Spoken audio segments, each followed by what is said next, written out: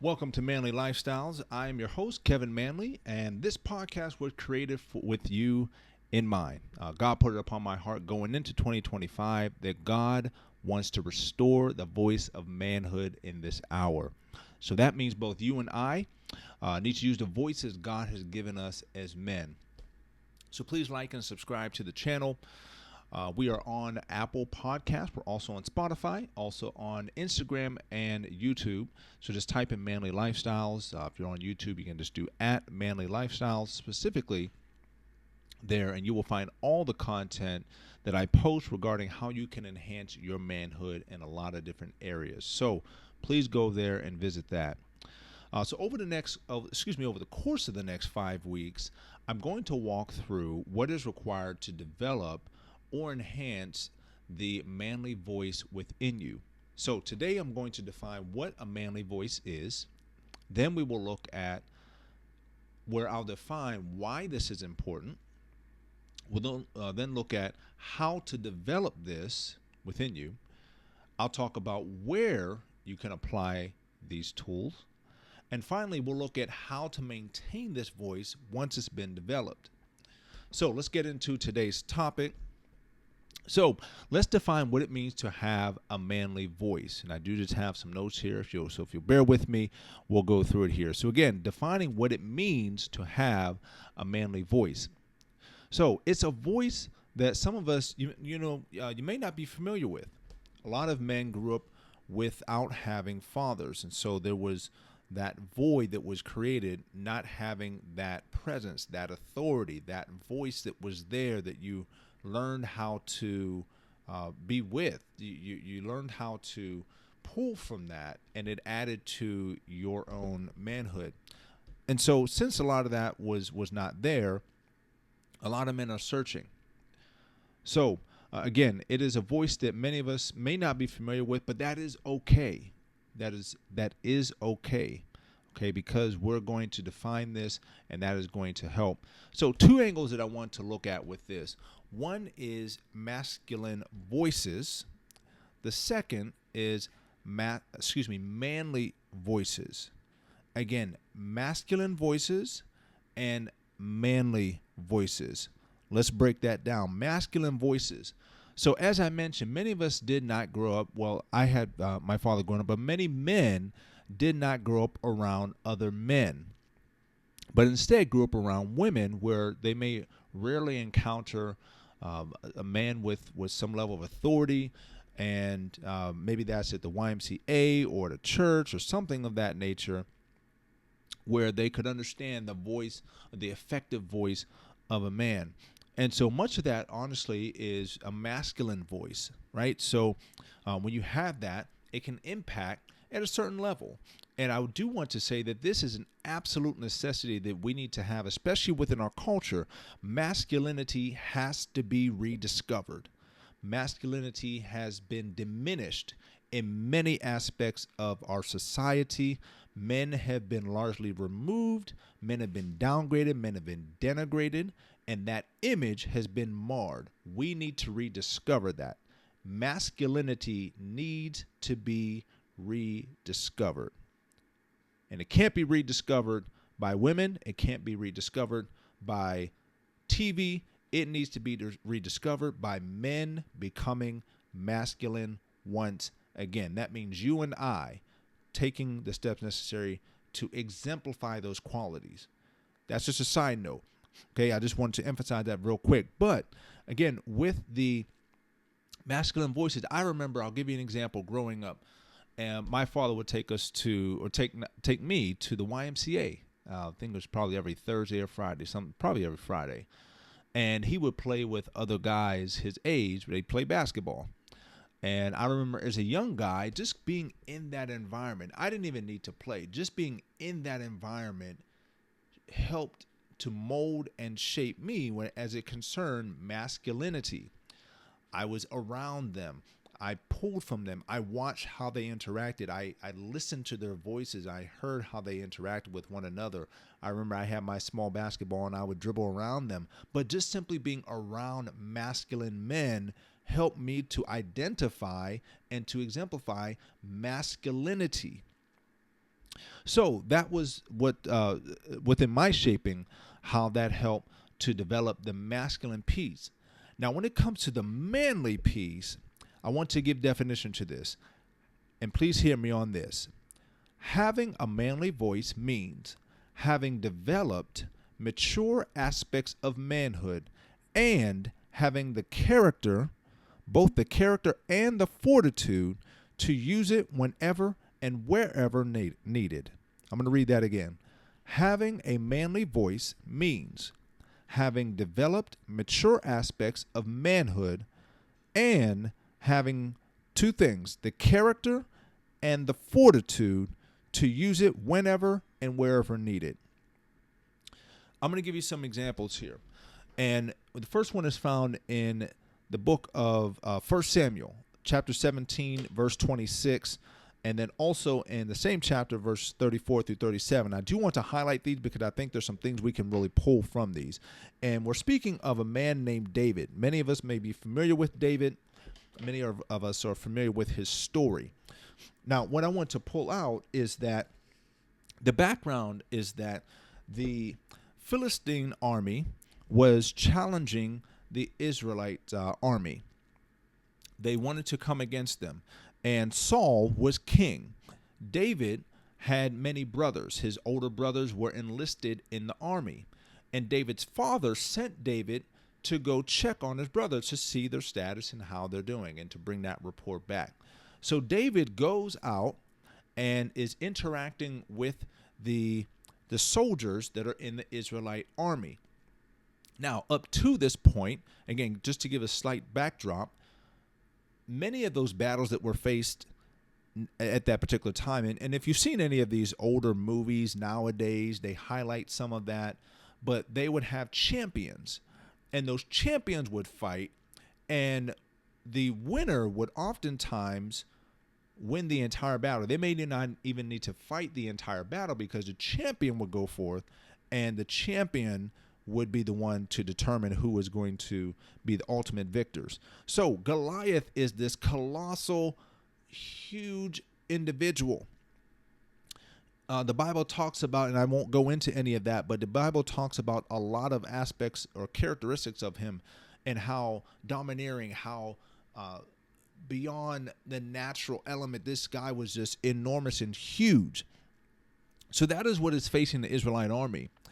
And I'll read here. So David is talking to these men, and these men are terrified. They're terrified. And you can read it here. So I will start in, as I mentioned, verse 26. Actually, I will start back at verse 24. And so as soon as the Israelite army saw him being Goliath, they began to run away in fright. Have you seen the giant? The men were asking. He comes out each day to challenge Israel. And have you heard about the huge reward the king has offered to anyone who kills him? The king will give him one of his daughters for a wife, and his whole family will be exempted from paying taxes. How many would say, I don't want to pay any more taxes? My God. I heard President Trump say he wanted to get rid of the IRS. I told someone, you want to stop paying taxes? They said, yes, I'll stop paying taxes. Quick side note. But, we all have to pay our taxes. But anyway, David talked, in verse 26 says, David talked to some others standing there to verify the report. Now, if you can imagine, he's sitting there saying, what is this? So he says, what will a man get? He's repeating I just want to make sure I heard this correct.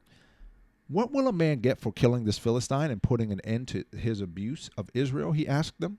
Now this is the key. He says, who is this pagan Philistine anyway, that he is allowed to defy the armies of the living God? And it says that David received the same reply as before. Now, the key here is that David was in a different place than these other men. David, and I can only imagine, I would have loved to just been a fly on the wall and hear him as he made that statement.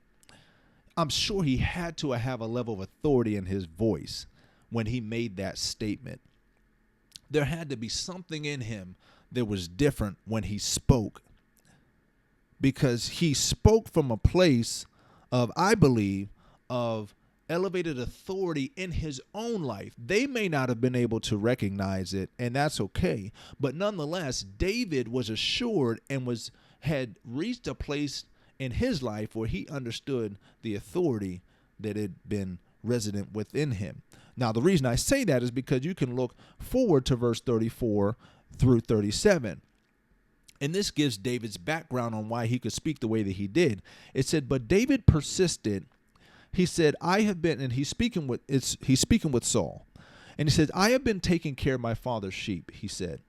When a lion or a bear comes to steal a lamb from the flock, I go after it with a club and take the lamb from its mouth.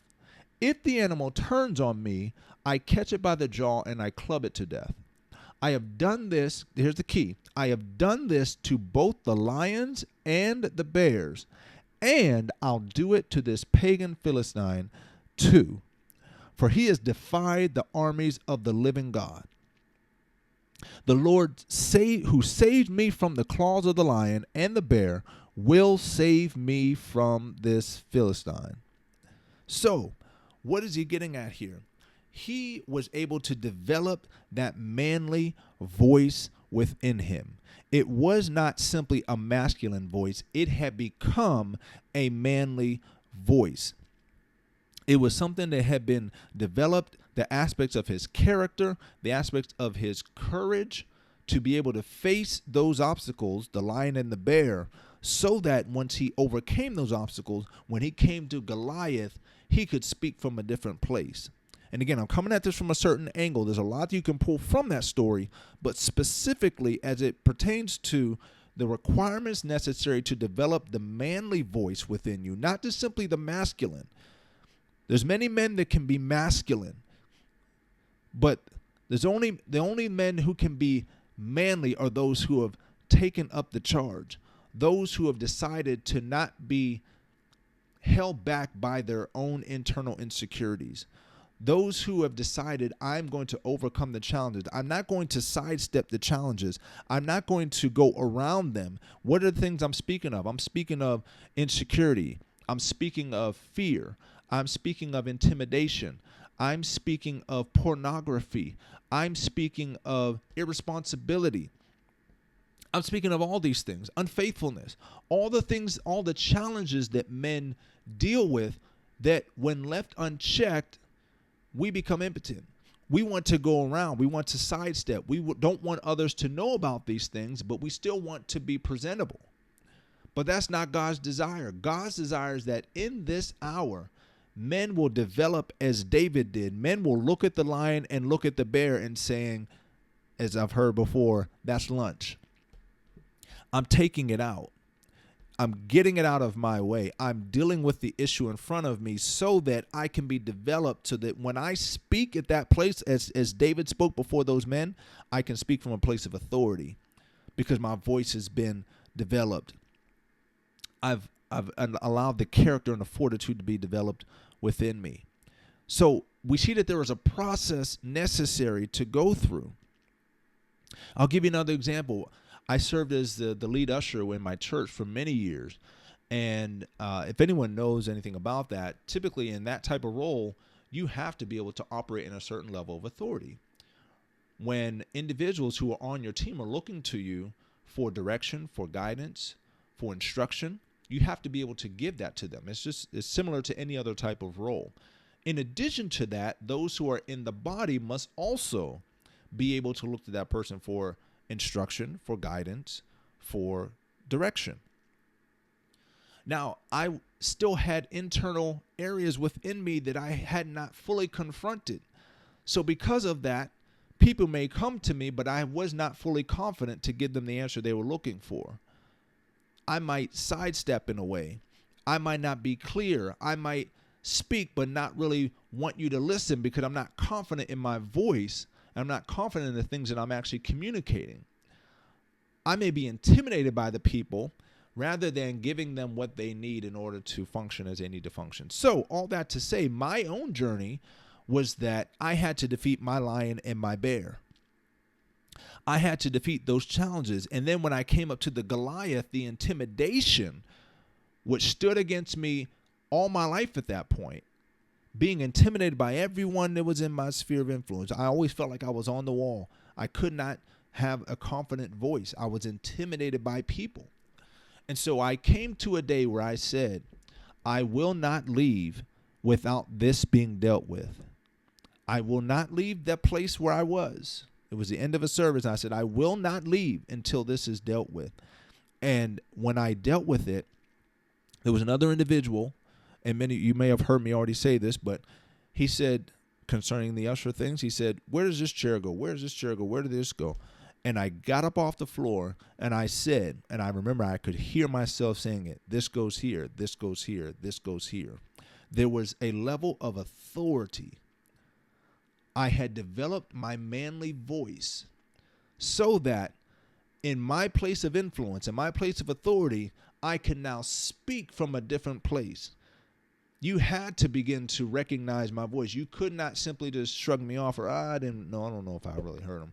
No, you had to recognize what I was saying. There was a difference there. The manly voice had been developed, and that was my own story. So again, I've given you the example of David. I've given you my own example. In conclusion, we need to return to, yes, masculinity. We absolutely need to return to masculinity. But more importantly, I believe, and this is where men have to truly step up. It's one level. You can go to one level, which is masculinity, but then you have to go to an entirely new level, which is developing the manly voice within you. It requires the process. You defeating things in your life so that you can begin to speak from a place of authority that God has placed within you. That's an exciting thing. So we need that, and we need you. You play a vital role in this. And so next week's episode, we will look at the why. Why do men need a manly voice? So that's all for today. Until next time, let us be reminded as men that we are in an opportune season where strong men must rise up and take our places. I'll talk to you next week.